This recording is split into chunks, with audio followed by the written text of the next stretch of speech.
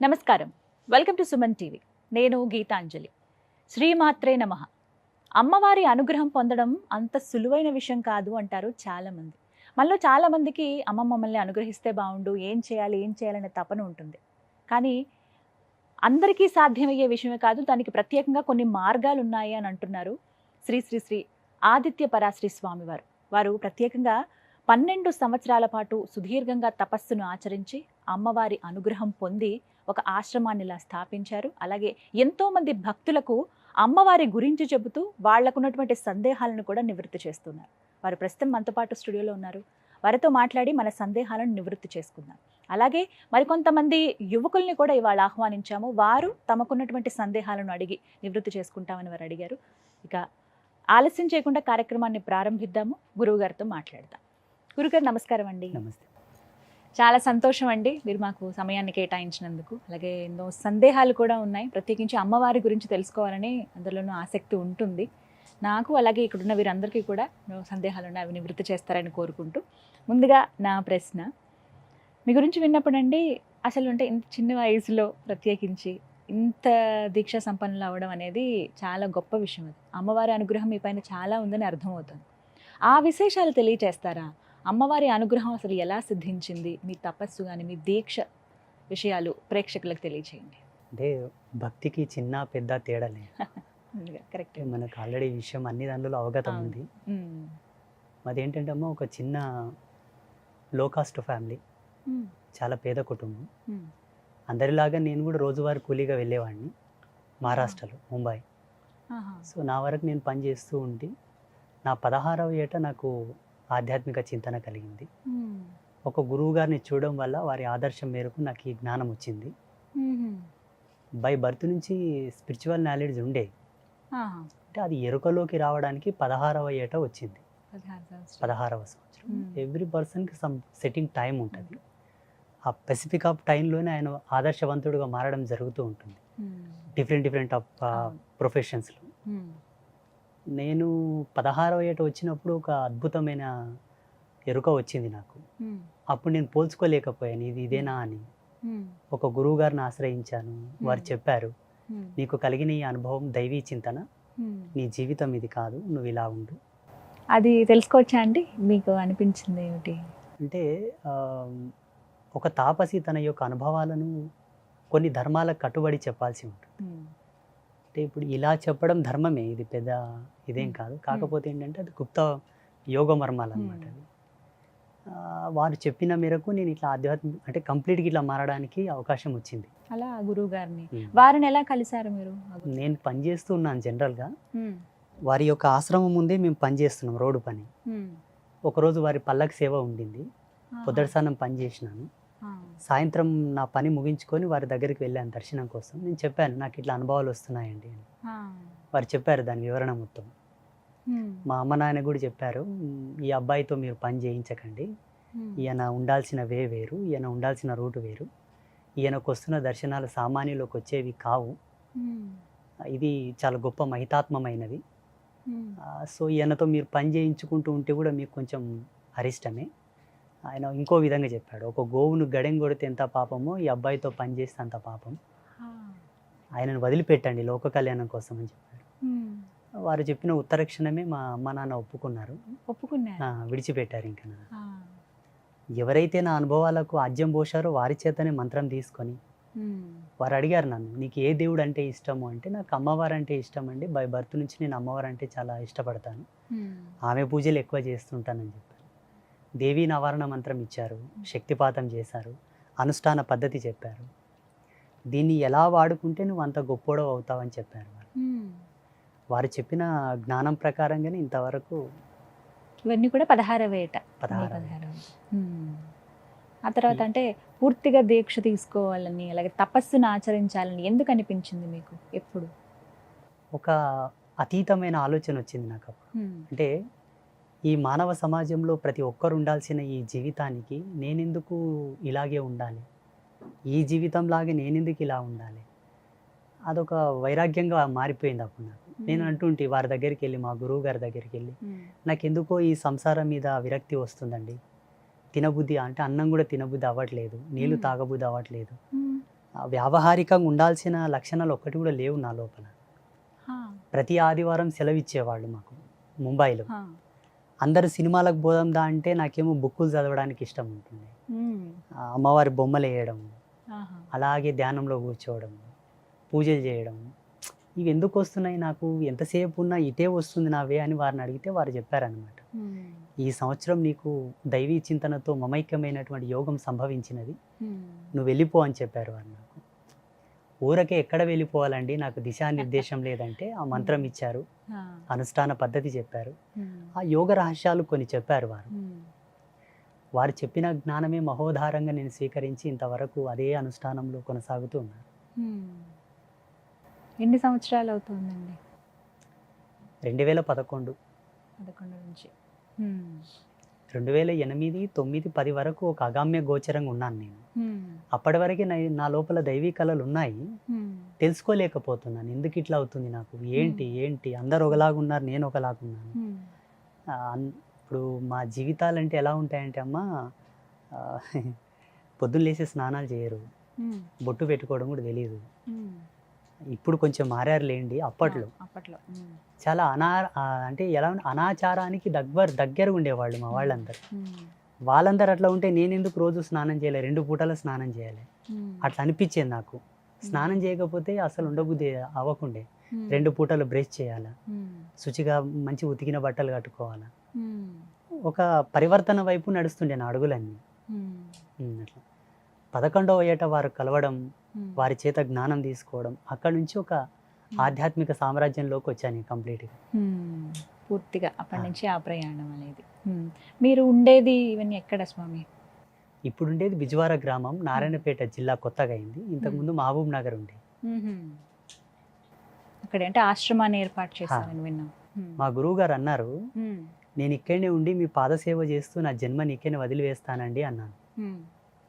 వారు అన్నారు, నువ్వు పుట్టిన ఊళ్ళోనే నువ్వు చేయాల్సినవి కొన్ని ఉన్నాయి, నువ్వు అక్కడి నుంచే జ్ఞాన ప్రచారం చేయాలా, నీ నుంచి ప్రపంచంలో కొన్ని అద్భుతాలు కూడా జరుగుతాయి అన్నారు. నేను అనుకున్నాను, నాకేం తెలుసు, నేనేం అద్భుతం చేస్తాను, కనీసమైన బ్యాక్గ్రౌండ్ కూడా లేదు, పెద్ద యోగాభ్యాసన మూలాలు కూడా నాకు తెలియవు. మీరు చదువుకున్నారండి? ఎంతవరకు చదువుకున్నారు? 5వ తరగతి చదివిన. పేద కుటుంబం, అప్పుడు చదువులు కూడా పెద్ద అవగాహన లేదు మా వాళ్ళకు. వయసు వచ్చిందంటే పని చేయాలి, 10 రూపాయలు తీసుకొచ్చి ఇవ్వాలంతే. అందరు అట్లే ఉన్నారు మా గ్రామంలో. వాళ్ళు అన్న తర్వాత దిక్కుతోచని పరిస్థితి, మీరు ఇక్కడ ఉండాల్సింది లేదు, నువ్వు వెళ్ళిపోవాలని చెప్పారు మా గురువు గారు. అప్పటికప్పుడే ఊరు వచ్చేసాను 2011లో.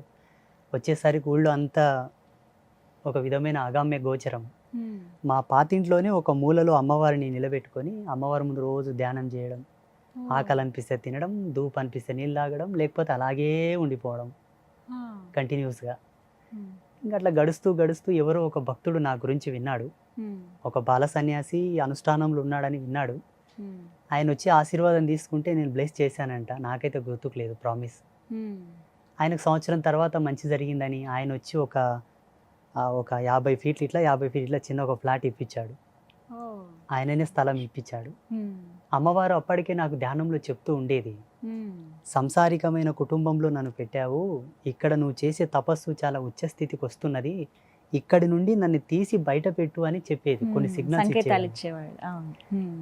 ఆ తల్లి నా ధ్యానంలో చెప్పిన 6 నెలలకి ఒక ఆయన వచ్చి నాకు స్థలం ఇప్పించడం, మళ్ళీ అమ్మవారిని పునః అక్కడ ప్రతిష్ఠ చేయడం 2011వ సంవత్సరంలో. అదొక అద్భుతం. మా గురువు గారు ఆనాడు ఆశీర్వదించింది 2011లో ఒక సాక్షాత్కారం అయింది. ప్రపంచంలోనే ఒక అద్భుతాన్ని నువ్వు ఆవిష్కరిస్తావన్నారు వారు. సాధువుల మహత్యం, ఋషుల వాక్కు సత్యమవుతుందని నేను ఎప్పుడో చదివాను. వారు అన్నది ఆ రోజు సత్యమైంది. ఏకకాలంలో కార్తీక శుద్ధ పౌర్ణమి రోజు ఒకే ముహూర్తంలో 52 రకాల మన్నులు తీసుకొని రావాలా, 7 జీవనదుల జలాలు తీసుకురావాలా. అదొక అద్భుతం, మానవ మాతృలు చేసేది కాదది, అసలు సాధ్యం కాదు. ఆత్మ సాక్షాత్కారం పొందిన తర్వాత జగన్మాత వారి దూతలను పంపించి వాటన్నిటిని తీసుకురావడం, 52 రకాల దివ్యమైన మృత్తికలను ఏకనాభి యందు త్రిమాతలను ప్రతిష్ఠించడం, యోగనాళి మీద. మాది కూడా షడాధార ప్రతిష్ఠ. మీరు ఆగమశాస్త్ర పండితులను అడగండి, షడాధార ప్రతిష్ఠ ఎంత కష్టమో. నాటే జోక్ అది. మ్యాక్సిమం 18 మంది ఆచార్యులు కావాలి షడాధార ప్రతిష్ఠ చేయాలంటే. షడాధార ప్రతిష్ఠ జరిగిన దేవత లైవ్ గాడ్.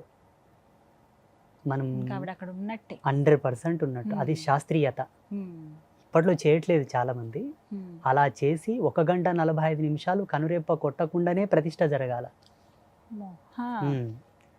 అమ్మవారిని ప్రతిష్ఠించిన తర్వాత సూర్యకిరణాలతో 10 అఖండ జ్యోతులు వెలిగించాల సన్ రైజ్ తోటి. 2011లో వెలిగించిన జ్యోతులు ఇప్పటి వరకు 10 అఖండ జ్యోతులు మన పీఠంలో లైవ్గా వెలుగుతూనే ఉన్నాయి. ఏ ఒక్క రోజు కూడా కొండెక్కలేదు. అంతటి అనుగ్రహం అమ్మవారిది. చూడొచ్చా అండి మేము? అందుకే మిమ్మల్ని మన ఆశ్రమానికి వచ్చి ఒకసారి తప్పకుండా వస్తాను. ముగ్గురమ్మలు ఒకే శరీరంలో ఉండడం అనేది లేదు ప్రపంచంలో. మ్యాక్సిమం మనకు ఆసేతు హిమాచల పర్యంతం మొత్తం మన సనాతన ధర్మం వ్యాప్తి చెందినంత వరకు శిలా విగ్రహాలు ప్రతిష్ఠ చేసినట్టున్నది, లోహ విగ్రహాలు ప్రతిష్ఠ చేసినట్టున్నది. మృత్తికా బంధనాకృతమైన దేవతలు లేరు. మృత్తికా లింగాలు ఉన్నాయి. పరశురాముడు, జమదగ్ని లాంటి ఋషులు స్థాపన చేసిన లింగాలు ఉన్నాయి. కానీ 52 రకాల మన్నులు ఒకే కాలంలో తీసుకురావడం, డిఫరెంట్ టైప్ ఆఫ్ మన్నులు అవి. 18 శక్తి పీఠాల దగ్గర నుంచి తీసుకురావాలి, 12 జ్యోతిర్లింగాల నుండి తీసుకురావాలి. ఉత్తరాభిముఖంగా ప్రయాణిస్తున్న నాగుపాము జాడల మన్ను, నెమలి గుడ్లు పెట్టిన స్థలం మన్ను, ఒకానొక దివ్య గడియలో ప్రసవించిన గోవు యొక్క స్థలము మన్ను, ఆగమశాస్త్ర పండితుల వాకిలి మన్ను, తులసి కోట దగ్గర మన్ను, 1000 సంవత్సరాలు ఉన్న మర్రి చెట్టు దగ్గర మన్ను, 250 సంవత్సరాలు ఉన్న రావి చెట్టు మన్ను. అన్ని విశేషాలు అంటే ఇవి నమ్మరు. ఎంత పెద్ద పండితోత్తముడైనా ఇట్స్ నాట్ ఇది నిజం కాదు. ఇది వాస్తవంగా ఇది నమ్మదగిన విషయం కాదు. కానీ జరిగింది, భగవతి సాక్షిగా జరిగింది. ఆవిడ చేయించుకుంది అంతే. నేను ఒక కర్తగా, ఒక దూతగా, నేను ఒక మనిషిగా చేయగలిగాను.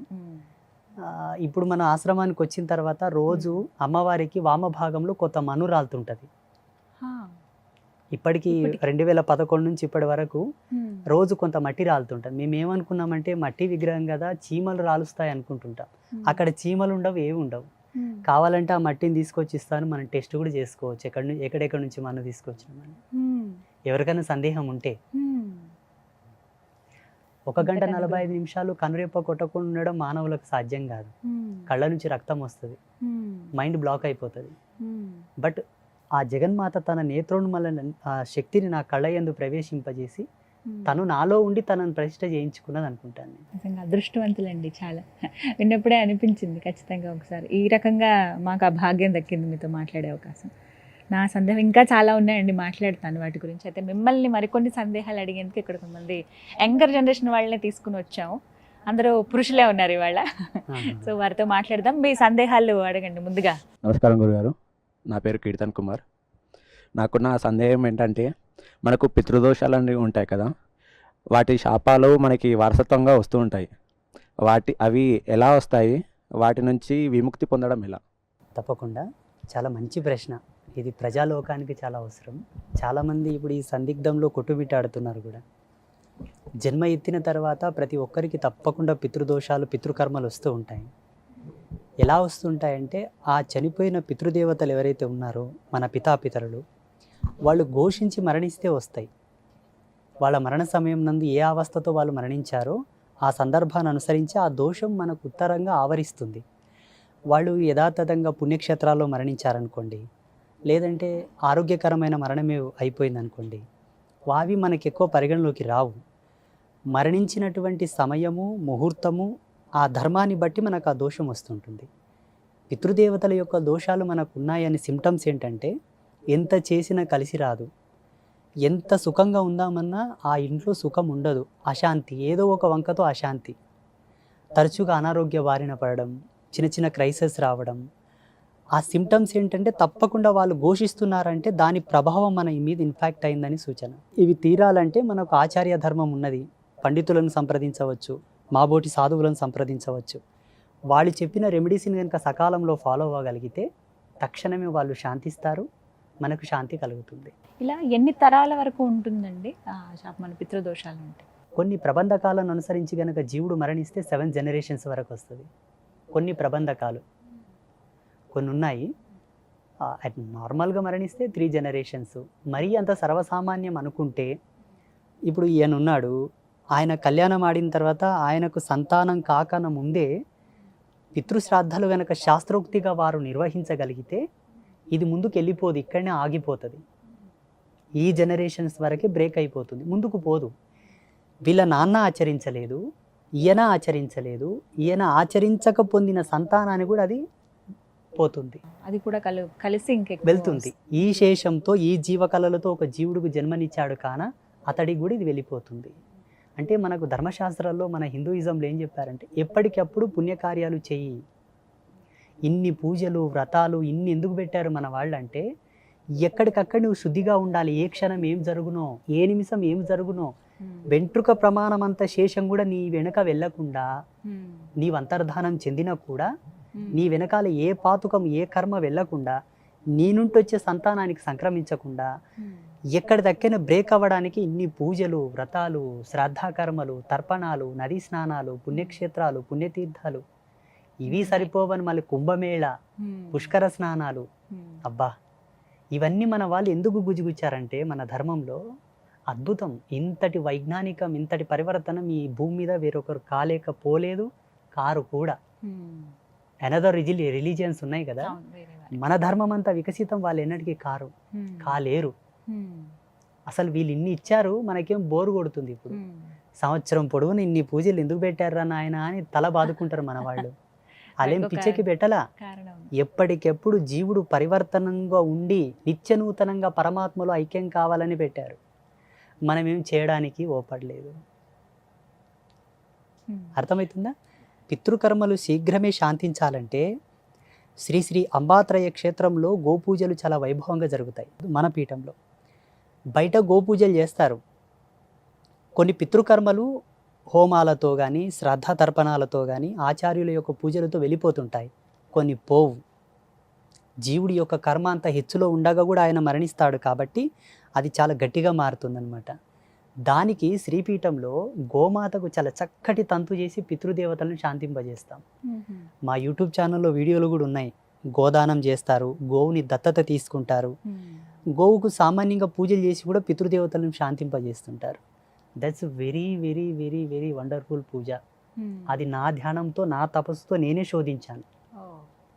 బయట ఎక్కడ ఆ పూజలు చేయాలా, నేను చాలా చూస్తున్నాను వింటున్నాను, శాస్త్రంలో కూడా రాయబడాల. మీరు మన యూట్యూబ్లో ఉంటాయి, కావాలంటే చూడొచ్చు గోపూజల గురించి.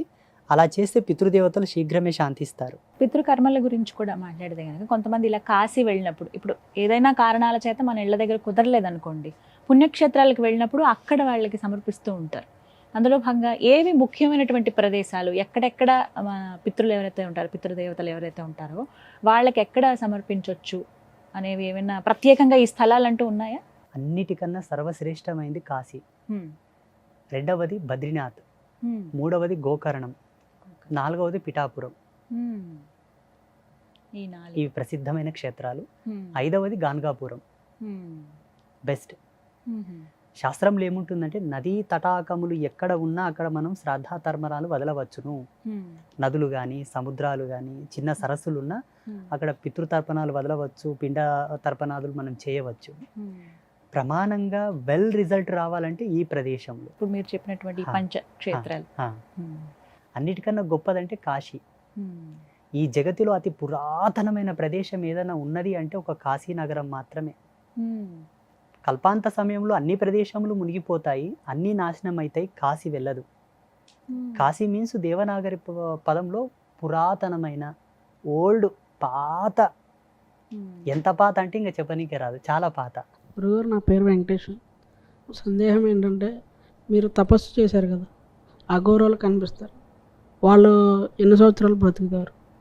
అఘోరాల వాళ్ళ సత్యనిరతిని బట్టి, వాళ్ళ తపశ్శక్తిని బట్టి, వాళ్ళు ఎంచుకున్న యోగ మార్గాన్ని బట్టి కొందరు సుదీర్ఘమైన అన్వేషణలో సుదీర్ఘమైన సమాధిలో ఉంటారు, వాళ్ళు 1000 years ఉంటారు. కొందరు సెట్టింగ్ చేసుకుంటారు, ఇన్ని సంవత్సరాలు ఈశ్వరుని యందు ధ్యానంలో లయించవలే, తదుపరి పరమేశ్వరులు ఐక్యం కావాలి అని చెప్పేసి. ధ్యానంలో లయమయ్యేది వేరు, భగవంతునిలో లయమయ్యేది వేరు. సమాధి స్థితిలో ఉండేవాళ్లకు వాళ్ళ యొక్క నియమిత సమయాన్ని బట్టి వాళ్ళు డిసైడ్ చేసుకుంటారు, వాళ్ళ యొక్క అనుష్ఠాన పద్ధతి. వాళ్ళు కొందరు తొందరగానే విరక్తి చెందించుకుంటారు ఉత్తర జన్మం తీసుకోవడానికి, కొందరు సుదీర్ఘంగా అలాగనే ఉండిపోతారు. ఇప్పుడు హిమాలయాస్లో కొన్ని వేల సంవత్సరాలు ఉన్నటువంటి యోగులు ఉన్నారు, లెక్కకు రాదు. నేను 2 టైమ్స్ కుంభమేళ వెళ్ళినప్పుడు కనుక్కున్నాను. ఒక అతను 750 సంవత్సరాలని, ఒక అతను 250 సంవత్సరాలని. మనం నమ్మము, మన జ్ఞానానికి ఇవి అంతు చిక్కవు. నేను రిక్వెస్ట్ ఏం చేస్తానంటే మీతోటి ఇక్కడ ఉండే వాళ్ళతో కానీ ప్రేక్షకులకు కానీ, మానవుని జ్ఞానం దైవీ జ్ఞానంతో లింకు చేయవలదు. మానవుని అభిరుచులు వేరు, మానవుని డెవలప్మెంట్ వేరు, దైవ జ్ఞానం వేరు. దైవ జ్ఞానం మన జ్ఞానంతో పోల్చుకుంటే 1,000,000 రెట్లు పరివర్తనం చెందగలగాలి. అప్పుడు దైవ జ్ఞానానికి మన జ్ఞానానికి సంబంధం ఏర్పడుతుంది. అది ఎలా సాధ్యము అని మనం అనుకోకూడదు, అది సాధ్యమే. ఇప్పుడు వర్తమానంలో బ్రతుకుతున్న ఈ పంచభూత ఆవరణం లోపల తాబేలు వయస్సు పెద్దది, మన వయస్సు తక్కువ. అది ఎలా సాధ్యం? జీవించగలిగితే ఒక వ్యక్తి పద్ధతిగా, పరివర్తనంగా, ఆరోగ్యకరంగా బ్రతకగలిగితే 100 ఏళ్ళు బ్రతుకుతాం. లేదు, నా ఇష్టం వచ్చినట్టుగా నేను స్మోకింగ్ చేస్తాను, డ్రింకింగ్ చేస్తాను, శుచి శుభ్రతలు పాటించను, అడ్డం వచ్చిన వల్ల తింటానంటే 30 ఏళ్ళకే పోవచ్చు. సౌలు యొక్క పర్పస్ ఏంటంటే దీన్ని గనక మనం డెవలప్ చేసుకుంటూ వెళ్తే లక్షల సంవత్సరాలు జనరేట్ అవుతుంది. అది దీని పర్పస్. అది మనకు గీతలో భగవంతుడు చెప్పాడు కదా, దీనికి నాశనం లేదని. దీనికి నాశనం ఉంది. దీంతో లయం చేయగలిగి మనం కనుక కనెక్ట్ చేయగలిగితే దీంతో పాటు ఇది కూడా డెవలప్ అవుతూ వెళ్తూ ఉంటుంది. అందుకే అన్ని సంవత్సరాలు జీవిస్తారండి. యోగులను 3 పద్ధతులతో పోల్చారు. ఒకటి తేనె, హనీ. 2 నెమలి పించం. ఈ జగతిలో నెమలి పించం, తేనె నాశనం అవ్వవు. ఎన్ని సంవత్సరాలన్నా దాన్ని మీరు ప్రిజర్వ్ చేయండి, అన్ని సంవత్సరాల వరకు ఉండిపోతాయి. అందుకే శ్రీకృష్ణ పరమాత్ముడు నెమలి పించాన్ని ధరించాడు. అస్కళిత బ్రహ్మచర్యమునకు చిరంజీవి తత్వానికి ప్రతీక. ఆ భగవంతుడు దానికి సూచన కాబట్టి ఆయన ధరించాడు దాన్ని. యోగులను కూడా దానితోనే పోలుస్తారు. అది యోగ రహస్యం, మీకు అర్థం కాదు. నమ్మాలి అంతే, మనసు పెట్టి నమ్మండి చాలు. అంటే అందరికీ సాధ్యం అవుతుందా? అందరికీ సాధ్యం అంటే అది ఆ పద్ధతిలో మీరు నడవగలిగితే.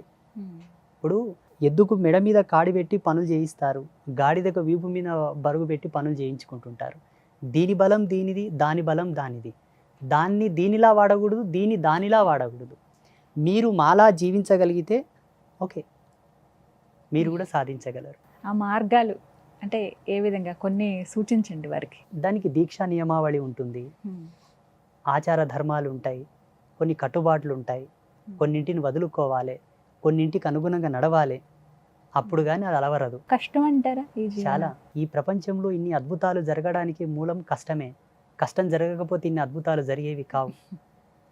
సునాయాసంగా ఈ జగత్తులో ఏ అద్భుతం జరగల. ఒక అద్భుతం జరిగిందంటే దాని వెనకాల చాలా కష్టం ఉంటుంది. ఇది అద్భుతం అనుకుంటే దీని వెనకాల కష్టం కూడా ఉండాలి. ఈజీగా అయ్యేది ఉంటే ప్రపంచం అంతా అదే మార్గాన్ని ఎంచుకునేవాళ్ళు కదా. అది చాలా కష్టం. మనం ప్రతికుండగానే లైవ్లో గాడ్ని చూడలేము మాంసనేత్రముల ముద్దతో. ఇలా ఒక యోగిని ఆత్మ సాక్షాత్కార దృష్టితో మనం చూడగలిగితే హీఈస్ ద గాడ్. చూడగలగాలి, చూసే మనసు ఉంటే చాలు. గురుగారు, నా పేరు గోపాల్. నా సందేహం ఏంటంటే ఈ రోజుల్లో కోరిన కోరికలు తీరాలంటే ఏం చేయాలి? కోరిన కోరికలు తీరాలనుకుంటే ఆ వ్యక్తి కోరికకు అనుగుణంగా కష్టపడాలి. కోరిన కోరికలు భగవంతుడు తీర్చడానికి సంసిద్ధుడై ఉన్నా ధర్మమీమాంస సూత్రాన్ని భగవంతుడు కూడా చూస్తాడు. భగవంతునికి ఎప్పుడు కూడా పక్షపాతం ఉండదు. భగవంతుడు అతీతుడు అయినప్పటికీ ఈరోజు దేవాలయానికి వెళ్ళగానే ఫలానా ప్రదేశంలో ఒక దేవుడు కోరగానే అనుగ్రహిస్తున్నాడట అని ప్రచారం అయినెంబడే తండోపతండాలుగా జనాలు వెళ్తూ ఉంటారు. అది వాళ్ళ భక్తి, వాళ్ళ విఘ్నత. కానీ కోరిన వరాలు దేవుడు ఇస్తాడు అన్నది కొంతవరకు ఆలోచించాల్సిన విషయమే. ఎందుకంటే నువ్వు వెళ్ళి నీ యోగక్షేమాలు కోరుతావు, నువ్వంటే పడనివాడు వెళ్ళి నీ నాశనం కోరుతాడు. నీకు వరం ఇయ్యమంటివే, వాడికి వరం ఇయ్యమంటివే. భగవంతుడు అందుకే మానవుని జ్ఞానంతో మన యొక్క ఉప్పుకారం తిన్న పేయితోటి దేవుని జ్ఞానాన్ని జత చేయవలదు. భగవంతునికి ఒక క్లారిటీ ఉన్నది. కోరిన కోరికలు తీర్చుకోవడానికి సాధ్యమైనంత వరకు 199% మనమే కష్టపడాలి. అంటే ధర్మబద్ధంగా ఉన్నటువంటి ఏ కోరికైనా దేవుడు నెరవేరుస్తాడు అనే ఒక మాట ఉంటుంది. ధర్మబద్ధంగా మనం ఎంత జీవించినప్పటికీ అందులో కూడా ఒక అధర్మం ఉండి ఉంటుంది. ఎలాగంటారా, హిరణ్యకశపుడు ధర్మవంతంగా తపస్సు చేశాడా, అధర్మవంతంగా తపస్సు చేశాడా? ఆయనకది ధర్మమే. మరి భగవంతుడు వరం ఎందుకు ఇవ్వాలి? అతగాడికే ధర్మమే, కానీ ఆ ధర్మాన్ని అనుసరించి భగవంతుడు వరం ఇచ్చినప్పటికీ ఎంతమందికి అది ఇబ్బంది కలిగించింది అవుతుంది. ఇక్కడ ధర్మ మీమాంస సూత్రం మనకు అలవరదు, అది మనకు అవసరం లేదు. భగవంతుని మనం కోరవలసినది ఏమిటి అనగా, అయ్యా నీ అనుగ్రహం ఇవ్వు చాలా అనాలి. భగవంతుని అనుగ్రహం లోపల మనకి ఎన్నో అద్భుతాలు జరుగుతాయి. మనం అనుకున్నది మనం కోరవద్దు. నా దగ్గరికి చాలామంది డాక్టర్స్ వస్తుంటారు, గురూజీ నేను ఒక పెద్ద హాస్పిటల్ కట్టాను, అది మంచిగా నడిచేటట్టుగా బ్లెస్ చేయండి అంటాడు. ఇప్పుడు వాస్తవంగా మేము మంచి తాపసులమైతే శుభం భవతు అంటాం. మా వాక్కు సత్యమై ఫలిస్తే ఆయన హాస్పిటల్ రోజుకో 1,00,000 మందితో జనరేట్ అవ్వాలి. ఆయన హాస్పిటల్ మంచిగా నడవాలంటే ఇంక అందరికీ రోగాలు రావాలి, కాళ్ళు ఇరగాలి, చేతులు ఇరగాలి, ఇంకేదో కావాలి. అశుభం జరగాలి. అర్థమవుతుందా? అందుకే కోరిన కోరికలు మనమే తీర్చుకోవాలి. భగవత్ కృప ఎక్కడికి వెళ్ళదు, భగవంతుని కృప ఉందని ఈరోజు మీరు 6 అమ్మగారు మనం కలిసి ఇక్కడ కూర్చున్నాం. నిన్ననే మనం ఎవరిలో ఒకరం ఇదైపోయింటే అయిపోయేదిగా. ఈశ్వర ప్రసన్నత ఉంది కాబట్టి ఇక్కడ కలిసాం మనం అందరం. నేనేమంటాను, చాలామంది భక్తులకు ఒకటే చెప్తున్నాను, పొద్దున లేచి పొద్దుముఖం చూస్తున్నామంటే అది గాడ్ గిఫ్ట్. మన చేతితో మనం తిని మనకు మనం మంచిగా ఫ్రెష్ అవుతున్నామంటే గాడ్ గిఫ్ట్. దేవుడు ఏదో వరాలు ఇస్తాడు అంటే డబ్బో హోదానో కారో బంగ్లానో ఇస్తాడు అనుకోవడం అవివేకం. అది మనం నిర్మాణం చేసుకున్నది, ఇప్పుడు నిర్మాణం అయింది. ఈ జనరేషన్లో ఒక బెంజ్ కారు, ఒక మంచి ఫోన్, ఒక డ్రెస్సు, ఇటువంటివి ఇప్పుడు. కానీ భూమి పుట్టినప్పటి నుంచే దేవుని పూజలు ఉన్నాయి. అప్పుడు కార్లు లేవు కదా, అప్పుడు డబ్బులు లేవు కదా, మళ్ళీ అప్పుడు ఎందుకొరకు పూజలు చేశారు వాళ్ళు? ఋషుల కాలంలో కూడా పూజలు చేశారు కదా, వాళ్ళు ఎందుకు పూజలు చేశారు? ఇప్పుడు సోకాళ్ళు మన అవసరాలు ఎప్పుడు ఉన్నాయి, అప్పుడు ఎందుకు పూజలు చేశారంటే మానవుడికి భక్తి ఎంతో అవసరం. ఈ జన్మకు పరిపూర్ణతను ప్రసాదించేదే పూజ. శరీరానికి అలంకారాలు ఉన్నాయి, శరీరానికి పరివర్తనములు ఉన్నాయి. మంచి మేకప్ చేసుకోవచ్చు, ఇష్టం వచ్చినట్ల గడ్డం గీసుకోవచ్చు, హెయిర్ స్టైల్ చేసుకోవచ్చు, ఇష్టం వచ్చినట్ల అలంకారం చేసుకోవచ్చు. ఆత్మకు పరివర్తనం లేదు కదా. ఆత్మకు పరివర్తన చెందసే పూజ. టోటలీ సౌల్ పర్పస్ అనమాట పూజాస్ అని కూడా. ఇవి చేసే కోణంలో మన అవసరాలు కూడా తీరుతూ ఉంటాయి, దేవుళ్ళు అనుగ్రహిస్తారు, మన కష్టాలు తీరుస్తారు, మన కోరుకునేవి కూడా దక్కుతాయి. బట్ ఏంటంటే over expectation is not a right. అధిక మోతాదులో దాన్నే ఫోకస్ చేస్తూ పూజలు చేయడం వలన సైడ్ ఎఫెక్ట్ వస్తుంది, రియాక్ట్ అవుతుంది. ఇంకా అర్థమవుతుందా? సాధ్యమైనంత వరకు ప్రతి ఒక్కరూ కళలు కనండి, కళలను సాకారం చేసుకోవడానికి కష్టపడండి, భగవంతుని కూడా నమస్కారం చేయండి. దేవుడికే వదిలేసి అయ్యో తీర్చలేదని మళ్ళీ ఆ దేవుని నిందించడం ధర్మం కాదు. అలా చాలా వరకు చూస్తూ ఉంటాం. ఉన్నాయి ఇప్పుడున్నటువంటి భక్తి ప్రపంచంలో, ఇప్పుడున్నటువంటి భవసాగరంలో ఇది ఒక పెద్ద తలకాయ నొప్పిగా మారిపోయినది. పెద్ద పెద్ద దేవుళ్ళని నిందించడం మొదలు పెడుతున్నారు ఇప్పుడు. మొన్న ఒక అతడు తిరుమలకు వెళ్ళి వచ్చాడంట, మన పీఠానికి వచ్చాడు. నేను కాలినడకగా వెళ్ళొచ్చాను గురూజీ, మరి నాకు బిజినెస్ డెవలప్ అవ్వట్లేదు, ఏంటి అసలు ప్రాబ్లం ఏంటి? ఆ స్వామివారిలో ప్రాబ్లమా నా లోపల ప్రాబ్లమా అని అడుగుతున్నారు. అమ్మో. అంటే మనిషి యొక్క ఆలోచన ఎంత నెగిటివ్గా మారిపోతుంది అన్నది కూడా మనం ఆలోచన చేసుకోవాలి. ఇలా మారడానికి కారణం మాబోటి సాధువులు, ప్రవచనకర్తలు, మాబోటి గురువులు, సిద్ధాంతులు, పండితులు. వీళ్ళు వాళ్ళని అట్లా మోటివేట్ చేస్తున్నారు, వాళ్ళు అలా అట్రాక్ట్ అయిపోతున్నారు గాడ్తో.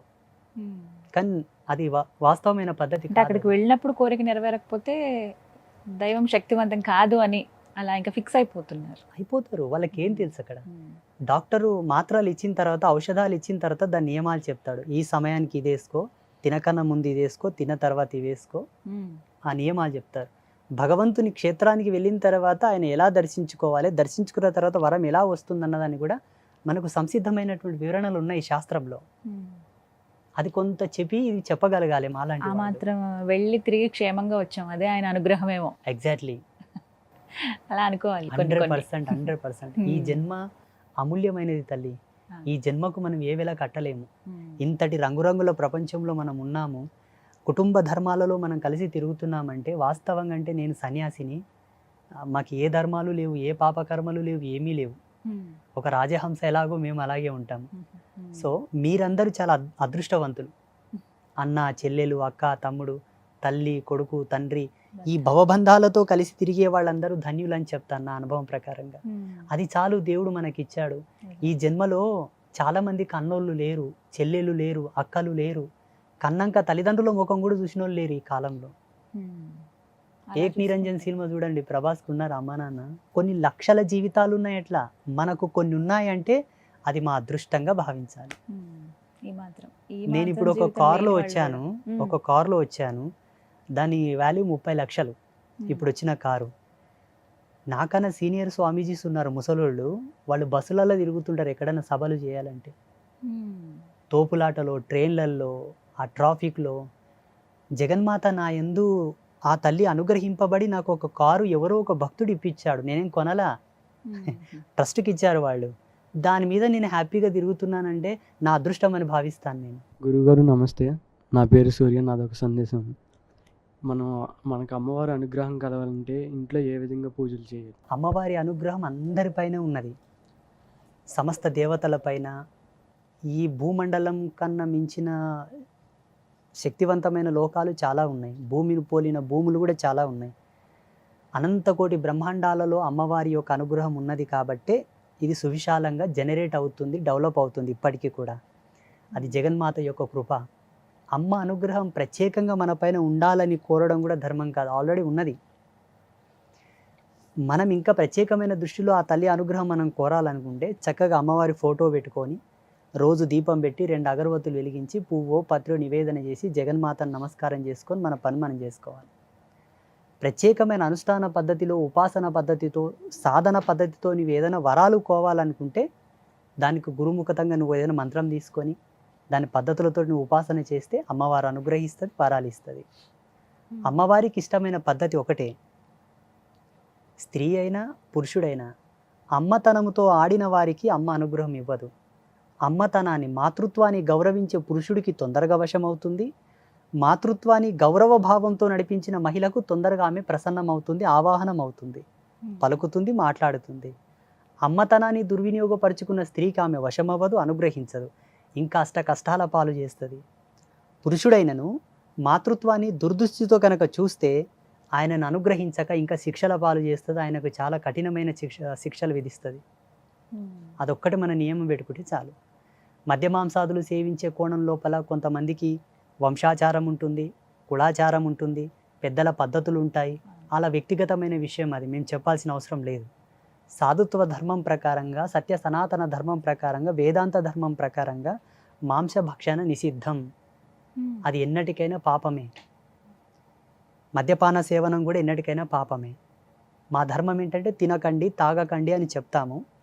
తింటారా తాగరా వాళ్ళ వ్యక్తిగతమైన విషయం అది. అమ్మవారికి అవి రెండు కూడా నచ్చవు. మద్యం సేవించిన, మాంసభక్షణ చేసిన, కులధర్మ పత్నిని కాదని అన్య స్త్రీలతో సంగమించినా కూడా అమ్మకు ఇష్టం ఉండదు. నీవెన్ని తపస్సులు చేసినా నాశనం కాక తప్పదు, అనుగ్రహం రాదు. ఒక దేవీ భక్తుడిగా, జగదంబ పాదదాసుడిగా, అమ్మగా నేను చెబుతున్నాను. అమ్మ ప్రసన్నం కోరాలంటే ఈ త్రివిధమైన మకారములను వదిలివేయాలి. మద్యము, మాంసము, మగవా సాంగత్యం. నువ్వు ఫోటో లేకున్నా దీపం లోపలికి కూడా అమ్మవారిని ఆవాహన చేసుకొని మాట్లాడవచ్చు ఈ నియమాలు ఉంటే. ఈ విధంగా తాంత్రికంగా అయినా, వైదికంగా అయినా, అవైదికంగానైనా, ఏ పద్ధతిలోనైనా సరే మనకి ఎన్నో మార్గాలు ఉన్నాయి. మన హిందూ ధర్మం లోపల వైదికంగా, అవైదికంగా, తాంత్రికంగా చాలా మార్గాలు ఉన్నాయి. ఏ మార్గంలోనైనా అమ్మ ఇష్టపడేది ఈ మూడింటిని. ఈ క్వాలిటీస్ ఎవరిలో ఉన్నాయో వాళ్ళ యొక్క భృకుటి యందు జగదంబ ప్రత్యక్షంగా కనిపిస్తుంది, వాళ్ళ జ్ఞాన నేత్రంలో. స్వామి, అంటే మీ దినచర్య అసలు ఎలా ఉంటుందండి? ఉదయం లేచిన దగ్గర నుంచి మీ ఆహార నియమాలు కానీ అసలు ఎలా ఉంటుంది? మేము పొద్దున్నే 3 గంటలకు లేస్తాం. అది 3 గంటలకి? ప్రతి ఒక్క యోగి ధర్మం అది. పొద్దు పొడవకన్నా ముందే నక్షత్రాలు ఉండగానే బ్రహ్మ గడియల్లో గంధర్వ వేళలో స్నానం చేసిన వాడే యోగి. అలాగే పడుకొని సూర్య భగవానుడు వచ్చి తనను లేపిన వాడు యోగి కాడు, భోగి. సాధు ధర్మంలో అది ప్రథమ నియమం. 3 గంటలకు లేచి 4 గంటల వరకు ఏకాంత ధ్యానం, 4 గంటలకు మళ్ళీ శుచి శుభ్రతలు చేసుకొని అమ్మవారి ఆరాధనలకు వెళ్ళడం, 6 గంటల వరకు అమ్మవారిని అంత సర్వశోభాయమానంగా అలంకరించి అమ్మవారికి సర్వ కంకర్యాలతో పూజలు అర్చనాదులు చేసి భక్తులకై అమ్మ దర్శనం వదిలిపెట్టడం. అక్కడి నుంచి ఎవరైనా భక్తులు వస్తే వాళ్ళతో మాట్లాడడం, వాళ్ళకు సందేహాలు చెప్పడం, వాళ్ళ కష్టకాలాలు వినడం, వాళ్ళకు వరాలు ఇవ్వడం, ఏదో మాకు తోచిన మంత్రమో తంత్రమో యంత్రమో ఇచ్చి ఇది ఉంచుకోండి బాగుంటారని చెప్పడం.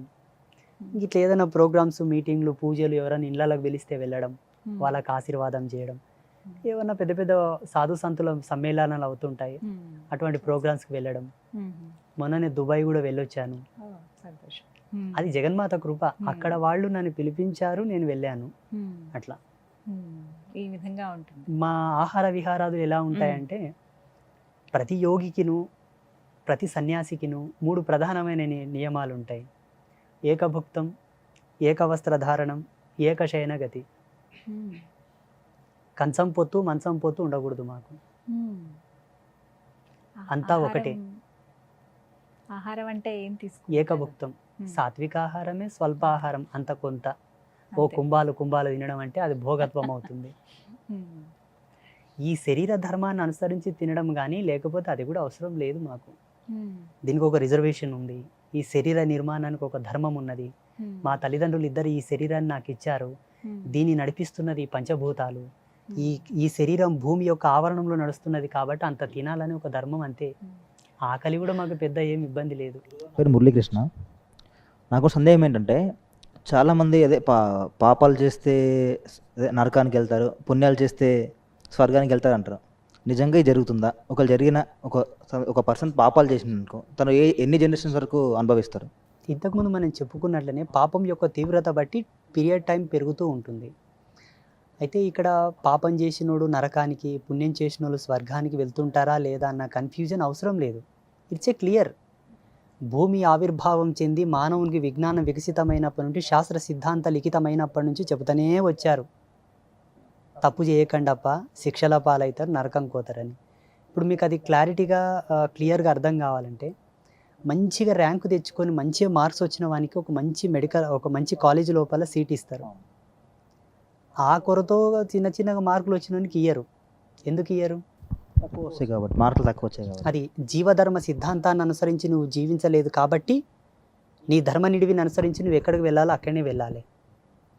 జీవధర్మ సిద్ధాంతాన్ని అనుసరించి బ్రతికి ఉత్తమ స్థితిలో నువ్వు నడిచావు కాన నువ్వు ఎక్కడికి వెళ్ళాలో అక్కడికి వెళ్ళాలి. అది ఈ టైం సిస్టమ్ డిసైడ్ చేస్తుంది. కాలధర్మ సిద్ధాంతం, ఈ కాలానికి ఒక సిస్టమ్ ఉంటుంది, ఒక రూల్ ఆఫ్, ఆ రూల్ మెయింటైన్ చేస్తుంది దీని అంతని కూడా. సో ఇక్కడ ఏంటంటే, ప్రతి జీవుడు కూడా ధర్మానికి తల వంచి ధర్మానికి అనుగుణంగా బ్రతకగలిగితే నరకం అనేది భూలోకానికి పరిచయం అవ్వదు. ఇక్కడ అది మనకు రాదు కూడా. నడవలేదు కాబట్టి నరకం మనకు పరిచయం అయింది ఇప్పుడు. ఉదాహరణకి, ఏ హత్యలు, ఏ నేరాలు, ఏ దొంగతనాలు చేయకుంటే జైలుతో ఆయనకి ఏ సంబంధం లేదు. ఒక వ్యక్తి జైలుకి వెళ్ళాడు అంటే తప్పు చేయడం వల్లనే వెళ్ళాడు కదా. తప్పు చేయకపోతే జైలుకి ఆయనకు సంబంధమే లేదు కదా. చక్కగా ఇంట్లోనే జీవించవచ్చు, భార్య పిల్లలతో ఆరోగ్యంగా మంచిగా. అలాగే జీవుడు తప్పు చేశాడనే నరకానికి వెళ్తున్నాడు, చేయకపోతే పోడు కదా. ఒకవేళ తనకి ఈ శరీరం ఉన్నంత వరకు శరీరం మీద భయంకరమైన పాపాలు చేశాడు అనుకోండి, 7 జన్మల వరకు ఎంటాడుతుంది ఆ పాపం, వదిలిపెట్టదు. ఎన్ని పూజలు చేసినా వదిలిపెట్టదు. చాలామంది అంటూ ఉంటారు, అదే ఈ జన్మలు చేసిన ఏ జన్మలో తాకితే పాపాలు ఉంటారు, అది నిజం అంటారా? 100%. ఆ పాపం యొక్క ఉన్నతిని, ఆ స్థితిని బట్టి అవి తగులుతూ ఉంటాయి. అన్ని పాపాలు ఇదే జన్మలో అనుభవించాలని లేదు, అన్ని పాపాలు వేరే జన్మలో కూడా జనరేట్ అవుతాయని లేదు. అది పాపం యొక్క తీవ్రత, ఆ స్థితిని బట్టి. చూడండి, గోహత్య, బ్రాహ్మణ హత్య, సాధు హత్య మహాపాపం, ఎన్ని జన్మలకైనా అవి తీరవు. అట్ ద సేమ్ గో నింద, బ్రాహ్మణ నింద, సాధువు నింద, కన్న తల్లి నింద, తోబుట్టు అయిన చెల్లెలి నింద, ఈ 5 మందిని నిందించడం, తూలనాడడం, వ్యంగ్యంగా మాట్లాడడం, దురుసుగా ప్రవర్తించడం, వాళ్ళను కొట్టినా తిట్టినా, ఏ వంకగా వాళ్ళతో అసభ్యకరంగా ప్రవర్తించినా అది ఈ జన్మలోనే తగులుతుంది. ఇవి ప్రమాణాలు. దైవనింద చేసిన, శివభక్తులను, విష్ణు భక్తులను అవమానించినా కూడా వాళ్ళ పాటికి వాళ్ళు భక్తులు అయింటారండి. మీకేం పని వాళ్ళని నిందించడం, వాళ్ళని హేయంగా మాట్లాడడం, నింద చేయడం, అవి ఈ జన్మలోనే అనుభవించాలి. మరికొన్ని పాపాలు ఎలా ఉంటాయంటే, ఈ జన్మకు ఈ స్థితికి ఆవరణం కాక ఉత్తర జన్మకు అవి బాగా నిలబడి ఉంటాయి, నోరు తెచ్చుకొని నిలబడి ఉంటాయి, పట్టుకోవడానికి రెడీగా ఉంటాయి. ఉత్తర జన్మ అంటే, now you are the bachelor. పెళ్ళయిందా? ఓకే, సారీ, పెళ్ళి కాలేదు, తెలుసో తెలియక అన్నాను. ఓకే, ఈ జన్మతో ఈ బాడీ ఆఫ్ స్ట్రక్చర్ తోటి నువ్వు ఏదైనా పాపం చేసావు అనుకోండి, ఆ ఆరా అంతా నీ పైన ఉంటుంది, ఆ జీవకళ. ఈ కళతో నువ్వు పిల్లల్ని కన్నావు అనుకోండి, నీ యొక్క శేషము నీ భార్య గర్భమునందు ప్రవేశించి బయటకు వస్తా చూసావా, అది అక్కడి నుంచి కూడా ఆ పాప అంకురం వస్తూ ఉంటుందన్నమాట. 100%. ఇంతో అంతో నువ్వు చేసింది డిపాజిట్ అవుతుంది నీ పిల్లలకు, బ్యాంక్ బ్యాలెన్స్ డిపాజిట్ అయినట్టు.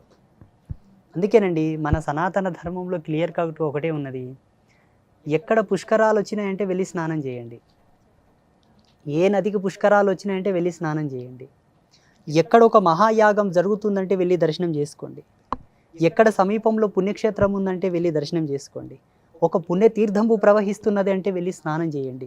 ఇవన్నీ కూడా జన్మ ఉత్థాన పదమునకు సోపాన మార్గాలు. ఋషులు ఎంత కష్టపడి ఎంత దర్శనాలు తీసుకొని మన కోసం పెట్టారో అన్నీ చేసి పెట్టారు, కానీ అనుభవించడానికే మనకు చేతనవట్ల.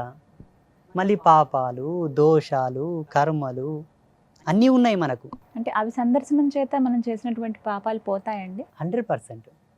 ఇప్పుడు ఒక వస్తువును రోడ్డు మీద పాడేస్తే దుమ్ము ధూళి ఆవరిస్తుంది, దాన్ని కిచెన్లోకి తెచ్చి కడిగితే పోదంటారా? పోతుంది కదా. ప్రాణం లేని వస్తువే శుద్ధి అయ్యేటప్పుడు ఇన్ని జీవకళలతో నిర్మాణమైన ఈ దేహము, అందున్న భగవంతుడు, అతని కేంద్రకంగా నడిచే ఉచ్ఛ్వాస నిశ్వాసలు, ఇంతటి కుండలిని ప్రాయోపవేశము ఎలా శుద్ధి కాదు చెప్పండి? అవుతుందా కదా? 100%. మనం చేసుకోవట్లా, అనుభవించడంలా. ఎన్ని ఇచ్చారు మనకు వేద విజ్ఞానం లోపల భారతీయ ఋషులు. అబ్బా ఈ ఈ ఈ సృష్టి అంతా ఇట్లే అంతమై మళ్ళా పునరుత్థానమైన కూడా ఇంతటి అద్భుతాలు జరుగుతాయో జరగవో. స్వామి, చాలా అంటే ఒక్కొక్కసారి ఆ దేవి దేవతల అనుగ్రహం అనేది ఎన్నో రకాలుగా అనుకుంటుంది. మీకు కలిగినటువంటి నిదర్శనాలు మాకేమైనా కొన్ని వివరిస్తారా? ఏ విధంగా అమ్మవారు మీతో పలికారు? యోగి యొక్క తన దర్శనాలను, తన యొక్క అనుభవాలను మీరు ఇంతవరకు వేరే గురువుల యొక్క అనుభవాలు విని ఉంటారు, అట్ ద సేమ్ అలాగే నన్ను అడుగుతున్నారు. ఇవి గుప్త రహస్యాలు. అంటే ఇట్లా కెమెరాల ముందు చెప్పడం అంత సమంజసం కాదు. ఇలా చెప్పడం అనే కోణం ఎలా ఉంటుందంటే, అనేక మంది దీన్ని చూస్తారు, వాళ్ళు ఏ అవస్థలు ఉండి చూస్తారో. కొంతమంది టాయిలెట్లో ఉండి కూడా యూట్యూబ్ చూసేవాళ్ళు ఉంటారు. వాళ్ళకి ఎటు ఏం చూడాలో కూడా తెలియదు కదా. అయ్యో స్వామీజీ ఏదో చెప్తున్నాడే క్లిక్ చేసి అక్కడ వింటుండే వాళ్ళు ఉంటారు. కొందరు పడక గదిలో వినేవాళ్ళు ఉంటారు. ఆయన ఏ స్థితిలో ఉన్నాడో ఆయనకు సంబంధం లేదు, ఏదో బోర్ కొట్టియో పని లేకనో వింటూ ఉంటాడు. మీరు అడిగిన ప్రశ్న, ఇది అనితర సాధ్యమైనటువంటి యోగ మర్మం. ఇది చాలా మార్మికమైనది. అమ్మవారు నాకు ఇచ్చినటువంటి దర్శనం అనుకోండి, నాకు వచ్చిన అనుభవాలు అనుకోండి. ఇలా కాకుండా దాన్ని తెలుసుకోవాలని ఉత్సుకు ఎవరికైనా ఉంటే ఒక పద్ధతిగా అట్లా అడిగితే చెప్పవచ్చు. మాకేముంటుందామంటే మా సాధు ధర్మం లోపల తన అనుభవాలను యోగ్యుడైన శిష్యుడికే ధారబోయాలని ఉన్నది.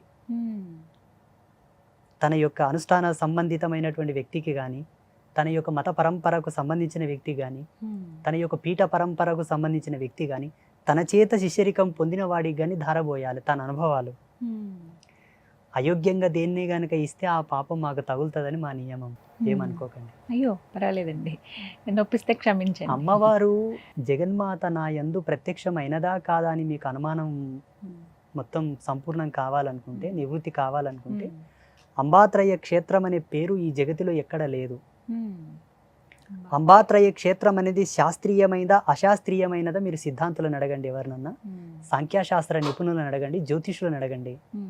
వేద విజ్ఞానం తెలిసిన వాళ్ళు అంబాత్రయ క్షేత్రం మీద ఎంత గొప్ప నిర్వచనం ఇస్తారో. ఆ పేరుని ఏ గ్రంథంలో కానీ ఏ గ్రాంధికంలో కానీ మేము చూడలేదు.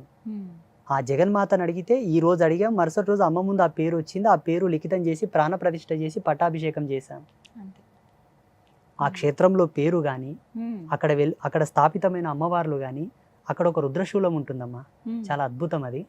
ఆ రుద్రశూలం కానీ, 7 జీవనదుల జలాలతో ప్రాణప్రతిష్ఠ చేయబడ్డ కోనేరు, కూర్మాకారపు కోనేరు, మన పీఠంలో గోమాత కళ్యాణం చేస్తాం ప్రతి సంవత్సరం, అదొక అద్భుతం. అంబాత్రయ క్షేత్రంలో ప్రతిదీ అద్భుతమే.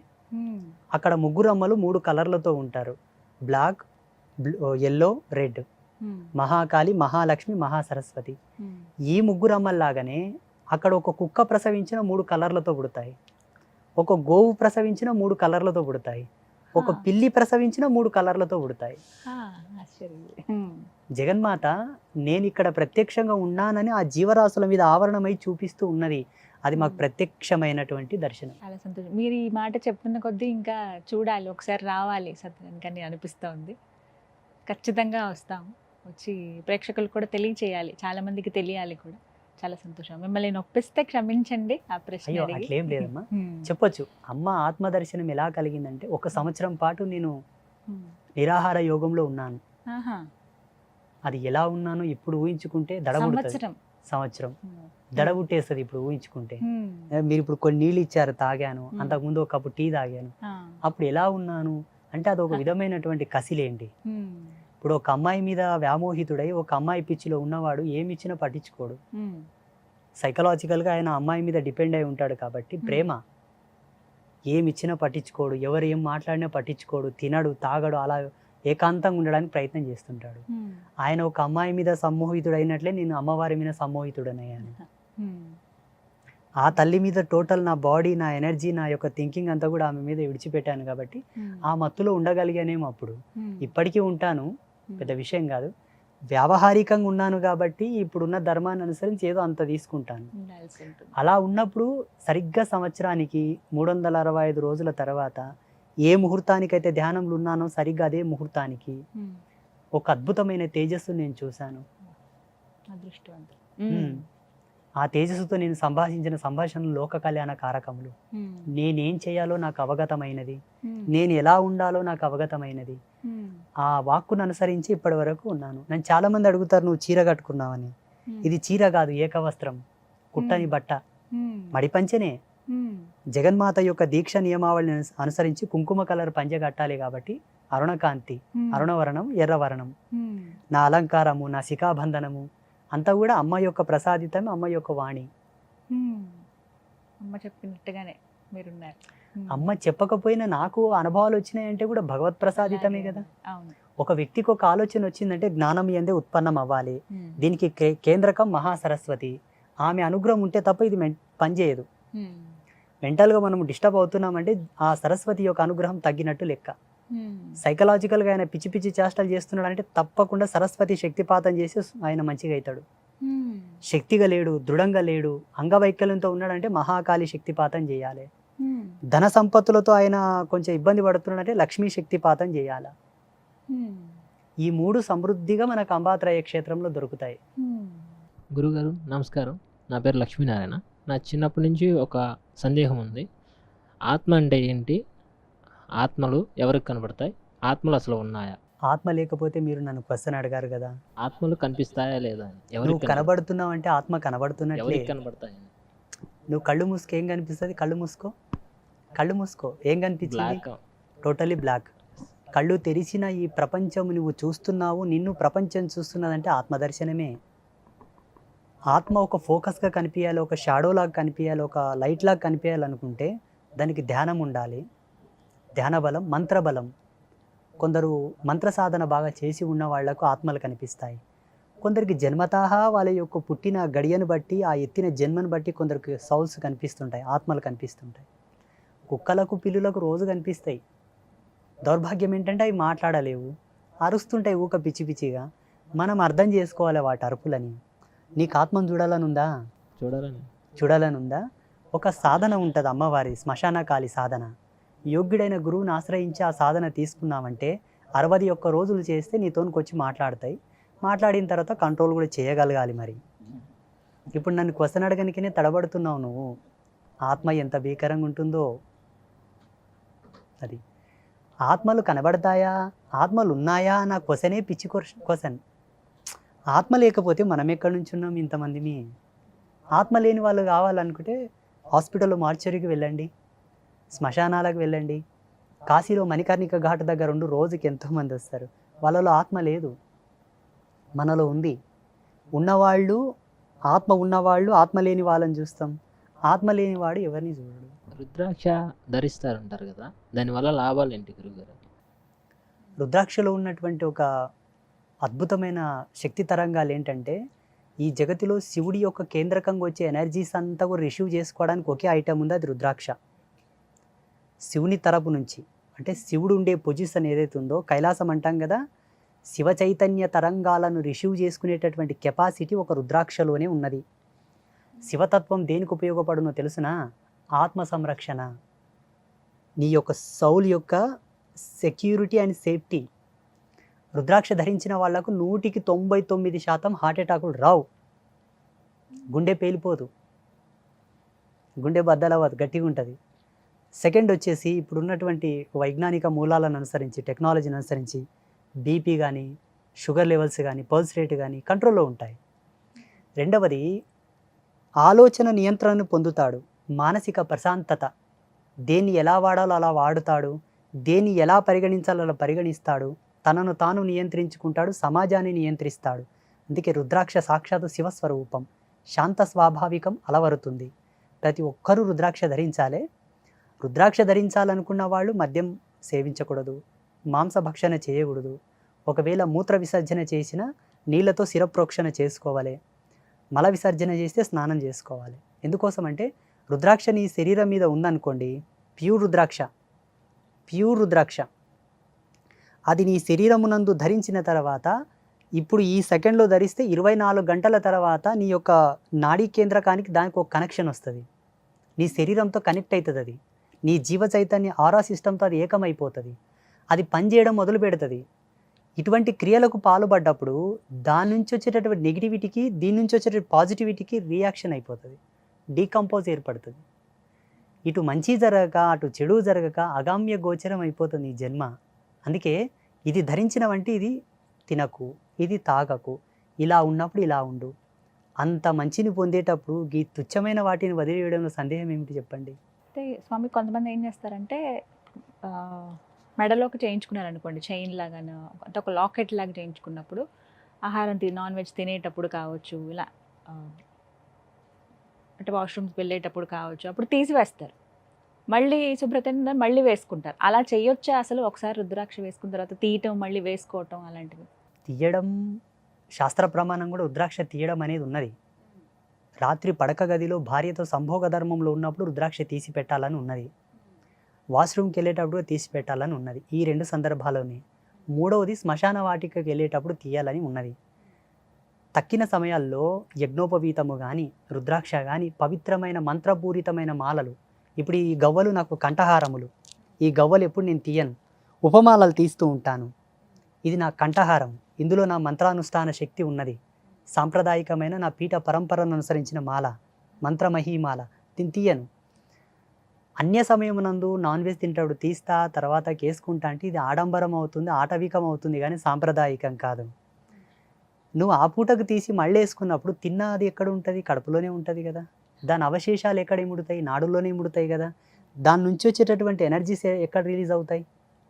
మనకు ప్రతి సెకండ్కి, ప్రతి నిమిషానికి శరీరం నుంచి ఎంతో అంతర్భూతమైనటువంటి వాయువు విచ్ఛేదనలు జరుగుతూ ఉంటాయి. ఈ రోమాల పోటీ మన కంటికి కనిపించే దౌర్భాగ్యం. ఈ ఏసీ ఆఫ్ చేస్తే చెమట వస్తుంది చూడు, అప్పుడు కనిపిస్తుంది మనకి ఇక్కడ నుంచి ఏదో వస్తుందని, ప్రవాహకం ఉందని.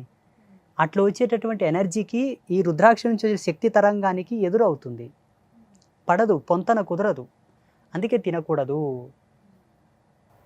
ఈ నియమాలు ఖచ్చితంగా పాటించాలి. 100% ఉండాలి. ఆహార నియమాలు పాటించాలి, రుద్రాక్ష కంపల్సరీ పాటించాలి. అట్ ద సేమ్ రిజల్ట్ తులసిమాల వల్ల కూడా వస్తుంది. తులసిమాల వల్ల కూడా సేమ్ రిజల్ట్, రుద్రాక్ష వల్ల కూడా సేమ్ రిజల్ట్. ఈ రెండింటికన్నా 1,000,000 రెట్లు రిజల్ట్ ఈ గవ్వ వల్ల వస్తుంది.